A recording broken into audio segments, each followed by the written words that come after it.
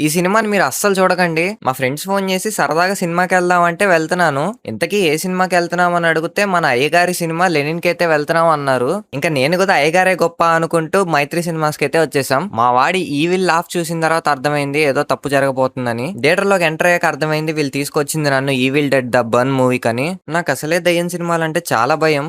నా గుండెని రాయి చేసుకొని సినిమా చూద్దామని ఫిక్స్ అయిపోయా. స్టార్టింగ్ సీన్‌కే నాకు మైండ్ దొబ్బింది. ఆ ట్రాన్సిషన్ ఏంటి భయ్యా అసలు?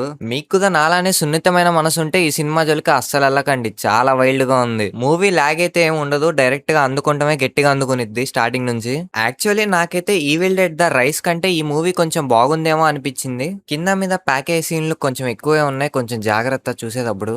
ఇంకా ఈ మూవీ వర్త్ ఫర్ వాచింగా అంటే 100% వర్త్ ఫర్ వాచింగ్. తప్పకుండా ఈ మూవీని థియేటర్స్‌లోనే ఎక్స్‌పీరియన్స్ చేయండి. ఇంకా మూవీ కూడా కంప్లీట్ అయిపోయింది.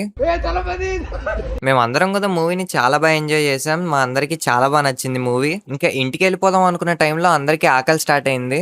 ఇంకా అందరం ఫ్రైడ్ రైస్ తినేసి ఎవరింటికైతే వాళ్ళు వెళ్ళిపోయాం. సో ఇదన్నమాట వీడియో. మళ్ళీ మనం నెక్స్ట్ వీడియోలో కలుద్దాం. బాయ్.